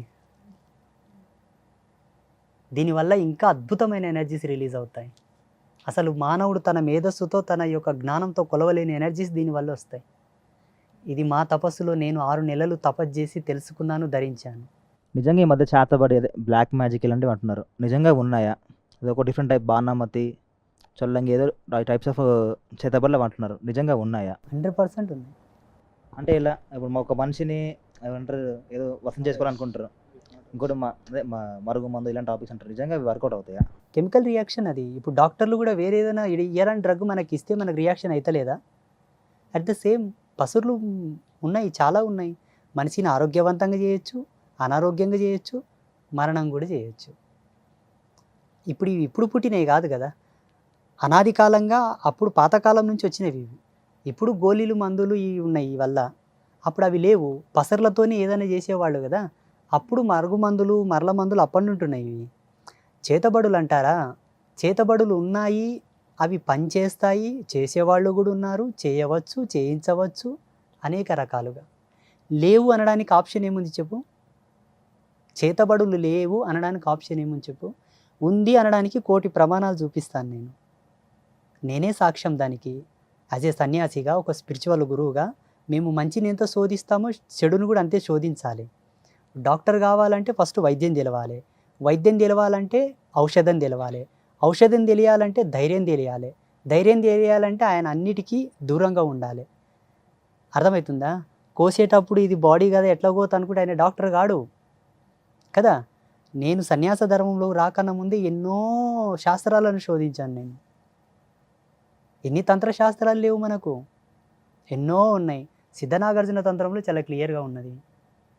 ఈజీగా చేయొచ్చు, చేతబడి, పెద్ద కష్టమేం కాదు. కానీ అది చెడు కదండి, ఇంకొకరు అవతలోనికి చెడు ఆశించడం అనేది ఎంత ఇప్పుడు అమ్మ నేను ఒక మాట చెప్తాను. నీకు రుచిగా కావాలని చెప్పేసి ఒక కేజీ చికెన్ తెచ్చుకుంటావు, దాన్ని కోసేవాడికి డబ్బు కావాలి. కోస్తున్న కోడి యొక్క ప్రాణం నీకు అర్థం కాదు, ఆయనకు అర్థం కాదు. ఆయనకు డబ్బు అవసరం, నీకు చికెన్ అవసరం. అది వ్యక్తిగతమైన స్వార్థం. ఈనాడు పుల్వామా దాడి చేసి అంతమంది సైనికులను చంపేశారు. వాళ్ళకేమొస్తుంది? వాళ్ళకి తెలియదా వాళ్ళ మనసులని? అయ్యో ఎట్లా చంపుదామని వాళ్ళకి తెలియదా? కానీ జరిగింది. ఇది వ్యక్తిగతమైన స్వార్థం, వాళ్ళ యొక్క దురాభిప్రాయం, వాళ్ళ యొక్క దురాలోచన. చేసేవాళ్ళు చేస్తుంటారు, చేయించేవాళ్ళు చేయింపజేస్తుంటారు. బలయ్యే వాళ్ళకి నేనేం చెప్తానంటే, చేతబడి క్రియలకు గురి అయ్యే వాళ్ళకి నేనేం చెప్తానంటే, ఏ ఇంట్లో అయితే రోజు ఉదయ సంధ్యలో దీపం వెలిగిస్తారో, ఏ ఇంట్లో అయితే రోజు సాయం సంధ్యలో దీపం పెడతారో, ఏ ఇంటి యజమాని వారానికి ఒక్కసారి అమ్మవారిని దర్శనం చేసుకుంటాడో ఆ ఇంటికి చేతబడి ఎక్కదు. సంకేతాలు ఏమైనా తెలుస్తాయండి? సంకేతాలంటే చూడమ్మా, ఎన్ని ఔషధాలు వాడినా ప్రభావం చూపనప్పుడు, మెడిసినల్ ప్రభావం మన బాడీ మీద పడనప్పుడు, డాక్టర్లు కూడా గ్యారంటీ ఇవ్వనప్పుడు, మేము మా వరకు ప్రయత్నం చేస్తున్నామండి ఇంకా బాగా అవ్వట్లేదు అన్నారు అనుకోండి, సంథింగ్ ఈజ్ రాంగ్. కుటుంబంలో కొన్ని అనూహ్యమైన సంఘటనలు జరుగుతూ ఉంటాయి. అటువంటప్పుడు విజ్ఞానవంతులైనటువంటి గురువులను కలవాలి. విజ్ఞానవంతులు, శాస్త్ర అధ్యాయం మీద పట్టున్న వాళ్ళు, మంత్ర సామ్రాజ్యం మీద పట్టున్న వాళ్ళని కలవాలి. అయ్యా మాకు ఈ సంకేతాలు వస్తున్నాయి, ఇవి ఎందుకు సూచన? ఈయన అడిగినట్లు పితృదోషాల, ఆయన అడిగినట్టు చేతబడుల, ఇంకొక అతను అడిగినట్టు పెద్దలు చేసిన పాపకర్మముల, తను చేసుకున్న పాపకర్మముల. జ్ఞానవంతుడైన వాడు, మంచి నిష్ణాతుడు దాన్ని విశ్లేషిస్తాడు, జాతక పరిశీలన చేసి ఇది ఇందు మూలంగా వస్తున్నది, నువ్వు ఇలా ఉండు, అంతే, తీరిపోతుంది. ఇంకా లేదనుకో, అవతలి వాడు స్వార్థపరుడైతే నిన్ను వాడుకుంటాడు తప్పిస్తే నీ సమస్యను వాడుకోడు. అర్థమవుతుందా? ఇప్పుడు జరుగుతున్నది అదే. అలా జరగడం బట్టే ప్రతి ఒక్కరు ఇప్పుడు ప్రశ్నిస్తున్నారు మాలాంటి వాళ్ళని, ఏమీ లాభం అయ్యా మీ నుంచి సమాజంకి అంటున్నారు. డైరెక్ట్ లైవ్లో మమ్మల్ని, మీ నుండి ఏం లాభం సమాజంకి అంటున్నారు. మేము చెప్పడం బట్టే కదా ఈరోజు పుష్కరాలు వస్తున్నాయని మీకు తెలుస్తున్నది. మేము చెప్పడం బట్టే కదా ఈరోజు మీకు గడియారం ఉన్నది. మేము చెప్పబట్టే కదా ఈరోజు మీకు క్యాలెండర్ ఉన్నది. మేము చెప్పడం బట్టే కదా మీకు గ్రహణాలు తెలుస్తున్నాయి. ఒకవేళ మా వల్ల మీకు లాభం లేదనుకుంటే ప్రపంచంలో ఉన్న ఆస్ట్రోఫిజిక్స్ అంతా కూడా డిస్ట్రాయిడ్ చేయండి, నిత్య నూతనంగా ఒక క్యాలెండర్ ఆవిష్కరణ చేయండి, ఒక పంచాంగ రచన చేయండి, చేయండి చూద్దాం. మీకున్న మోడర్న్ సైన్స్ని అనుసరించి చేయండి. ఈరోజు పెద్ద పెద్ద యూనివర్సిటీలలో మన వేద విజ్ఞానాన్ని అనుసరించే రీసెర్చ్లు చేస్తున్నారు. ప్రపంచానికి ఒక సందేశం ఇస్తాను నేను. పాశ్చాత్యులు ఈ దేశం మీదకి రాకన్నా ముందు విదేశాలలో ఏ ఒక్క ఆవిష్కరణ జరిగిందా? విదేశీయులు ఈ దేశం మీదకి రాకన్నా ముందు విదేశాలలో ఒక్క ఆవిష్కరణ జరిగిందా? తిరగలి కూడా లేదా ఆ దేశాల్లో, పిండి రుబ్బుకునే తిరగలి కూడా లేదా ఆ దేశాల్లో, తెలుసా? ఈ దేశం మీదకి వచ్చి ఇక్కడున్న కళాఖండములను, ఇక్కడున్న ధర్మశాస్త్రాలను, వేద విజ్ఞానాన్ని తీసుకెళ్ళిన తర్వాత వాళ్ళు రీసెర్చ్ చేసుకొని అన్ని ఆవిష్కరణలు చేశారు. ఇక్కడెందుకు కాలేదు గురూజీ అంటే, ఇక్కడ దౌర్భాగ్యాలు చాలా ఉన్నాయి. 500 సంవత్సరాలు సుదీర్ఘంగా ఏడ్చినటువంటి మాలాంటి తాపసుల యొక్క ఆవేదనకు నిదర్శనంగా అయోధ్యలో రామాలయం కట్టించిన పుణ్యాత్మను ఓడగొట్టారు ఇప్పుడు ఉన్నటువంటి వాళ్ళు, ఇక్కడ ఉన్నోళ్ళు. ఇటువంటి దౌర్భాగ్యులు ఉన్నంత వరకు ఇక్కడ ఏ ఆవిష్కరణలు జరగవు, ఉన్నవే కూలగొట్టేస్తారు. ఇంకా అర్థమవుతుందా? అది సాధువుల వల్ల ఈ దేశానికి ఏ లాభం లేకపోవచ్చు, ఒక లాభం ఉన్నది. మానవుని పరివర్తనలోకి తీసుకొచ్చేది మేమే. నేను సన్యాసిని అయిన తర్వాత ఎంతోమందిని వ్యసన విముక్తుల్ని చేశాను, ఎంతోమందిని ఆల్కహాల్ నుంచి దూరం తీసుకొచ్చాను, ఎంతోమందిని ధర్మం వైపు నడిపిస్తున్నాను, జ్ఞానం వైపు నడిపిస్తున్నాను. నడవని వాళ్ళ పరిస్థితి ఏంటి? ఈరోజు మా పీఠానికి ఎంతోమంది వచ్చి అమ్మా, నన్ను చాలామంది అమ్మ అంటారు, అమ్మవారిలాగా అంటారు, స్వామీజీ కూడా అంటారు, గురూజీ కూడా అంటారు. మా ఆయన మద్యంకి బానిసై రోజు వచ్చి తాగి నన్ను కొట్లో కొడుతున్నాడు అంట. ఇప్పుడు ఎవరు బాగా చేయాలి ఆయనని? వైద్య రంగంలో మద్యం బంద్ చేయడానికి ఏ ఔషధాలు లేవు, ట్రీట్మెంట్ లేదు. మాకున్న స్పిరిచువల్ ఎనర్జీ నుంచే వాళ్ళని అవాయిడ్ చేసి బయటికి తీసుకొస్తాం. చాలామందిని తెచ్చాం. మాలాంటి వాళ్ళం ఉన్నాము కాబట్టి అక్కడక్కడ ఇంకొంతవరకు మంచిగా ఉందేమో అనుకుంటాను. తాయితులు సంథింగ్ అది కట్టుకుంటారు కదా, వాటి వల్ల ఏమన్నా ఎఫెక్ట్స్ ఏమన్నా ఉంటాయా? మొదట తాయిత్తు నిర్మాణం చేసే విజ్ఞానం ఉండాలి. ఏదో ఇప్పుడు ఏదో కట్టేస్తున్నారంటే నేనేం చేయలేను దానికి. తాయిత్తు నిర్మాణం వెనకాల మనకు మంచి క్లారిటీ ఉన్నది. తాయిత్తు ప్యూర్ కాపర్దై ఉండాలి, సిల్వర్దై ఉండాలి, పసిఫిక్ ఆఫ్ మెటలైజేషన్తో కూడి ఉండాలి. ధాతు శాస్త్రాన్ని అనుసరించి తాయిత్తు నిర్మాణం కావాలి. అందులో నిక్షిప్తం చేసే మంత్రం కరెక్ట్ ఉండాలి. మంత్రంతో పాటు దానికి ఒక పొటెన్షియల్ ఎనర్జీని ఇచ్చేటటువంటి ఔషధాలు వేయాలి, వేర్లు, కొన్ని మూలికలు, కొన్ని పసర్లు వేసి నిర్బంధనం చేసి దాన్ని అభిమంత్రం చేసి కడితే ఎక్సలెంట్గా పనిచేస్తుంది. ఎందుకు పనిచేయదు? అయ్యో, ప్రాణం లేని రాళ్ళే మనకు పనికొస్తున్నప్పుడు అదెందుకు పనిచేయదు? దాని నిర్మాణ శైలి తెలవాలి. ఇప్పుడు ఒక యంత్రము కానీ ఒక మూలిక కానీ కట్టాననుకో, నువ్వు స్నానం చేసేటప్పుడు అది నాని తొందరగా పాడైపోతుంది. గాలి తగిలి, ఎండ తగిలి ఎవరైనా చూడడం వలన వాటికొక నిర్బంధనము, వాటి యొక్క దాపుకము, వాటి కనుమరుగు చేసే కోణంలోనే ఒక దాంట్లో పెట్టి ఫిల్ చేస్తారు. దాన్ని ఫిల్ చేసి దాన్ని క్యాప్ పెడతాడు. కొన్ని రోజులు అది నీతో ఉండాలని. నీ ఆరా సిస్టమ్ అంతా కూడా ప్యూరిఫైడ్ చేసి నీ మీద ఉన్న నెగిటివ్ ఎనర్జీని అంతా గుంజేసిన తర్వాత ఆటోమేటిక్గా తాయిత్తు ఎగిరిపోతుంది. నీకు తెలియకుండా నీడను ఉసిపడుతుంది. అది తాయిత్తు చాలా పరమం, చాలా పవిత్రం. దాంట్లో చాలా వైజ్ఞానికమైన మూలం ఉన్నది. ఇప్పుడు తాయిత్తు అంటేనే భయపడతారు. వామ్మో తాయిత్తులా. గురుగారు, ఇప్పుడు దెయ్యాలు భూతాలని సైకియాట్రిస్ట్ ఒకలాగా చూస్తారు, ఈ గురువులు మీలాంటి వారు ఇంకొక కోణంలో చూస్తారు. ఎందుకు అలాగా? సైకలాజికల్ సబ్జెక్ట్ అనేది ఏదంటే మానసిక శాస్త్రం, అది మైండ్ రీడింగ్. అది వాళ్ళు కేవలం ఒక పుస్తక పటిమతో వాళ్ళు అయి ఉంటారు. అతను ఒక పుస్తక పటిమతో ఒక అధ్యయనపూర్వకంగా ఆయన ఆ స్థితికి వచ్చి ఉంటాడు. మేము పుస్తక పటిమ చేస్తాం, సాధన చేస్తాం, ధ్యానం చేస్తాం. మేము నేచర్తో కనెక్టివిటీ తీసుకుంటాం. ఫస్ట్ ప్రకృతికి అనుసంధానంగా మా జీవన విధానాలను మార్చుకుంటాం, దానికి అనుగుణంగా బ్రతుకుతాం. అప్పుడు పంచభూతాలు మాలో ఉంటాయి, మేము పంచభూతాల్లో ఉంటాము. పంచభూతాత్మకమైనదే దయ్యాలు, భూతాలు, ప్రేతాలు అన్నీ కూడా, మనము కూడా, జీవరాశులన్నీ కూడా. అన్నప్పుడు మా పట్టు ఎక్కువ ఉంటుందా, వాళ్ళ పట్టు ఎక్కువ ఉంటుందా? ఎంతోమంది వస్తారు మన పీఠానికి, మానసిక పరివర్తనం సరిగా లేని వాళ్ళు చాలామంది వస్తారు మనతోనికి. మేము ఆల్రెడీ సైకలాజికల్ ట్రీట్మెంట్ కూడా చేయించామండి, మేము డాక్టర్లను సంపాదించామండి అని రిపోర్ట్లో సహా వస్తారు మాతోనికి. అంటే ఒక సాధువు యొక్క హీలింగ్ పవర్ ఎలా ఉంటుందంటే ఎన్నో అద్భుతాలను తీసుకొస్తుంది.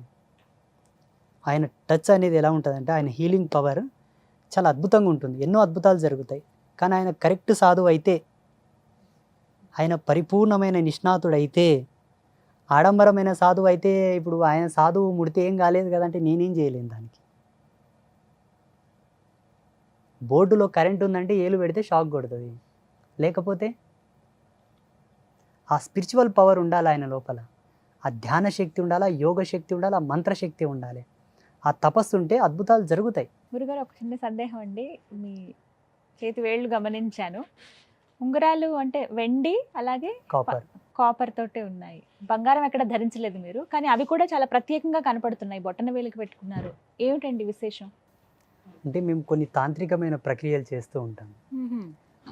తాంత్రికంలో జపం చేయడానికి ఒక అనుష్ఠాన పద్ధతి ఉన్నది. చూపుడు వేలి మీద జపం చేస్తే ఒక రిజల్ట్, మధ్య వేలి మీద, అనామిక వేలి మీద, చిటికన వేలి మీద.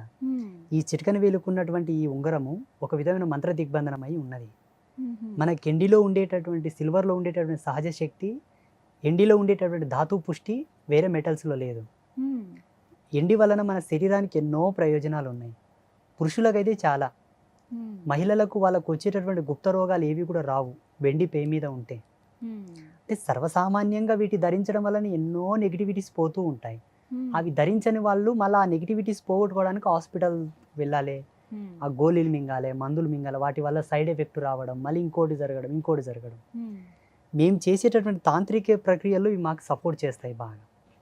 మా శరీరాన్ని స్వస్థత పరుస్తూ మమ్మల్ని ఎప్పటికెప్పుడు జాగృతం చేసుకోవడానికి తోడ్పడుతూ ఉంటాయి, మంత్రయుక్తమై ఉంటాయి ఇవి. ఈ బొటన వేలికి ఎందుకు పెట్టుకున్నామంటే యోని ముద్ర వేసేటప్పుడు మాకు మంత్ర ప్రేరేపకంలో పనిచేస్తావు అవి. ఈ నాడి మీద ఈ సిల్వర్ ఆడడం వల్ల గుండె యొక్క ఉభయ కోశములు ఎప్పుడు కూడా జాగృతమై ఉంటాయి. ధ్యానం చేసేటప్పుడు మాకు తొందరగా సమాధి స్థితి వస్తుంది. ప్రతి ఒక్కరు కూడా బొటన వేలుకు సిల్వర్ పెట్టుకుంటే హార్ట్కు సంబంధించిన డిసీజ్ రావు. బ్లడ్ ప్రెషర్ కూడా కంట్రోల్లో ఉంటుంది. జ్ఞానం ఎప్పుడు పరివర్తన వైపు వెళ్తూ ఉంటుంది. మైండ్లో కూడా కణాల యొక్క శక్తి, ఆ మైండ్ యొక్క సెట్టింగ్ కూడా యాక్టివేట్గా ఉంటుంది ఎప్పటికెప్పుడు. ఈ వేలుకు ఉండేటటువంటి పవర్ అటువంటిది. బొటన వేలు ఇది ఒక్క వేలు ఇక్కడ ఉండేటువంటి ఈ నర్వ్ యొక్క సిస్టమ్ అనేది కూడా మన శరీరంలో ప్రత్యేకమైన గ్రంథులకు కనెక్టివిటీ అయి ఉంటుంది. గుండెకు కానీ, లివర్కి కానీ, బ్రెయిన్కి కానీ, కిడ్నీ ఫంక్షన్ కానీ, ఐ ఫంక్షన్స్ కానీ అట్లా. సో అందుకే ఇవి ఇక్కడ ఉండడము వైజ్ఞానికంగా, సాంకేతికంగా, మనకు సైన్స్ ప్రకారం కూడా ఇవి లాభమే. మేము చేసే స్పిరిచువల్ ఎనర్జీ కూడా మాకు బూస్ట్ చేస్తుంటాయి బాగా. మా ఆశ్రమ ధర్మాలు, మా అండర్స్టాండింగ్ మాకు ఉన్నప్పటికీ వైజ్ఞానికంగా కూడా మాకు ఎంతో రక్షణగా ఉపయోగపడతాయి. ఇంకా కాళ్ళకు కూడా బేడీలు ఉంటాయి మాకు. ఇవి బేడీలు అంటే యోగ మార్గంలో ఉన్న ప్రతి సాధువుకు బేడీ ఉంటుంది. ఒకరొకటే వేసుకుంటారు. ఇప్పుడు సద్గురు ఉన్నాడు ఈషా ఫౌండేషన్, ఆయనకు ఒకటే ఉంటుంది. ఇంకొంతమంది ప్రముఖ స్వామీజీలు ఉంటారు, వాళ్ళు 2 వేసుకుంటారు. అమ్మవారి పరంపరకు సంబంధించిన వాళ్ళు శక్తి ధర్మాన్ని అనుసరించి బేడీల సంఖ్య పెరుగుతూ ఉంటుంది. ఇక్కడ 3 ఇక్కడ 3 ఉన్నాయి.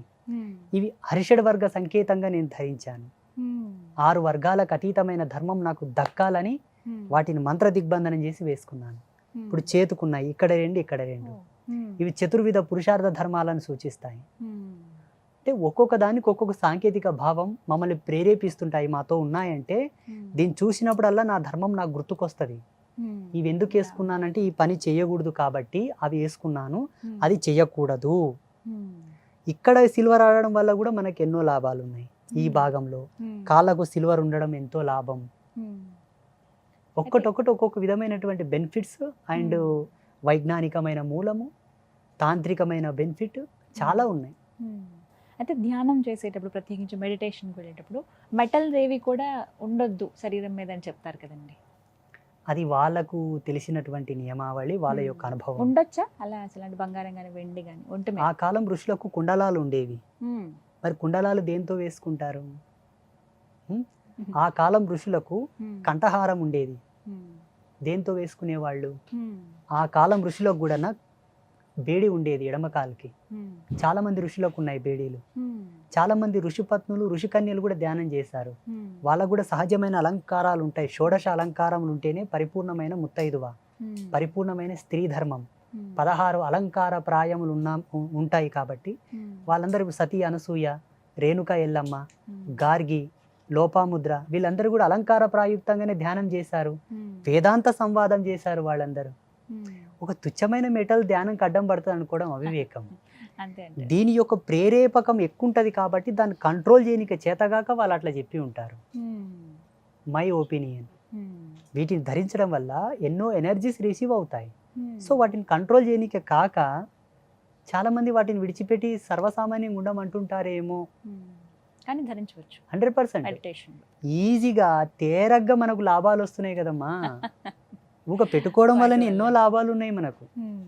చర్మ రోగాలు రావు, బ్లడ్లో ఇన్ఫెక్షన్ అవ్వదు, యూరినల్ ఇన్ఫెక్షన్ అవ్వదు, థైరాయిడ్ ప్రాబ్లం రాదు, కఫం సమస్య రాదు, వాత పిత్త కఫ 3 దోషాలు మనకు రావు.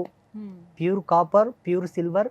ఇంకొక విజ్ఞానం చెప్పనా, ఏ వంకతోనైనా బంగారు మెడలో ఉన్నా, చేతికున్నా, చెవిలో ఉన్నా, ముక్కులో ఉన్నా, ఏ వంకతో సిల్వర్ పే మీద ఉన్నా ఆత్మ యొక్క శక్తి పెరుగుతుంది, ప్రమాణం పెరుగుతుంది, ఆయుష్ పెరుగుతుంది. ఎందుకంటే బంగారుకు నేచర్ నుంచి ఆయుష్కు సంబంధించినటువంటి కనెక్షన్ రిసీవ్ చేసుకునే కెపాసిటీ ఉన్నది.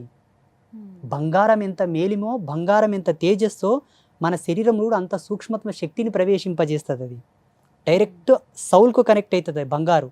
అందుకే స్త్రీలు ఏ వంకతోనైనా మంగళసూత్రం ధరిస్తారు కాబట్టి స్త్రీలు ఎక్కువ బతుకుతారు, పురుషులు తొందరగా గుటుక్కుమంటారు. మా తాత చనిపోయిన 20 సంవత్సరాలకు మా అవ్వ చనిపోయింది.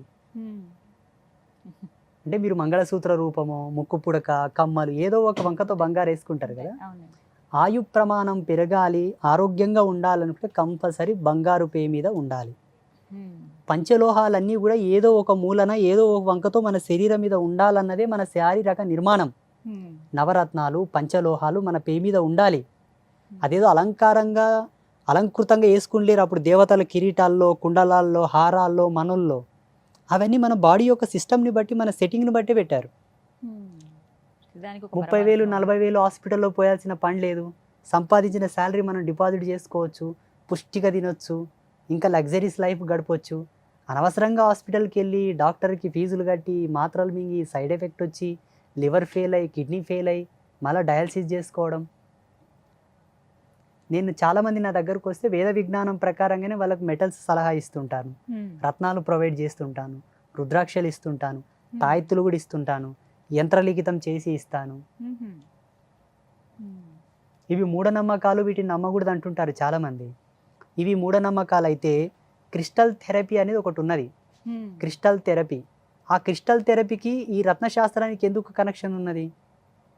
మెటలైజేషన్కి సంబంధించిన గ్రానైటిక్ ఎనర్జీ సీక్వెన్సెస్ అని ఒక సబ్జెక్ట్ ఉన్నది. అది ఎక్కడి నుంచి వచ్చింది? ఈనాడు సిమ్ కార్డులో బంగారు ఎందుకు వాడుతున్నారు? ఏ లోహం, ఇనుము వాడొచ్చు కదా, లేకపోతే కంచు వాడొచ్చు కదా, కాపర్ వాడొచ్చు కదా. సిమ్ కార్డులో బంగారు లేకపోతే సిమ్ కార్డు పనిచేయదు. శాటిలైట్లో కూడా బంగారు ఉంటుంది. ఎందుకు ఉంటుంది? దానికి ఆ గ్రాస్పింగ్ పవర్ ఉంటుంది, ఆ రిసీవింగ్ కెపాసిటీ ఉంటుంది. ప్రతిదానికి ఒక పరమార్థం ఉంటుంది. 100%. చాలా సంతోషం గురుగారు. ఎన్నో సందేహాలు ఇంకా చాలా ఉంటాయి. సమయాభావం వల్ల ఇక్కడితో ముగించవలసి వస్తుంది. ఖచ్చితంగా ఆశ్రమానికి రావాలని కోరుకుంటున్నాం. అమ్మ అనుగ్రహం ఉంటే, ఆవిడ ఎప్పుడు పిలిపించుకుంటే అప్పుడు ఖచ్చితంగా వస్తాను. చాలా సంతోషం అండి మీ సమయాన్ని కేటాయించి కార్యక్రమంలో పాల్గొన్న అందరికీ శ్రీమాత యొక్క ఆశీస్సులు. ఇలాగే ప్రశ్నించేవాడు జ్ఞాని, చెప్పేవాడు జ్ఞాని కాదు. ఇది తర్కశాస్త్రంలో మనకున్నది, మన హిందూయిజంలో. ప్రశ్న వేసేవాడు జ్ఞాని, చెప్పేవాడు కాదు. ఈయన సంవాదకుడు, అడిగేవాడు ఉదాత్త బ్రహ్మ. ప్రశ్న వల్లనే సమాజం చాలా పరివర్తనం వైపు వస్తుంది. ఇంకా మంచి ప్రశ్నలు రాయండి, మళ్ళీ టైం ఇస్తాను, నేను మళ్ళీ వస్తాను. చాలా సంతోషం అండి. నమస్తే. శ్రీమాత్రే నమః. అందరికీ థ్యాంక్స్ అండి. నమస్తే. సుమన్ టీవీలో మీ పర్సనల్ అండ్ బిజినెస్ ప్రమోషన్స్ కోసం కింది నెంబర్కి కాంటాక్ట్ చేయండి.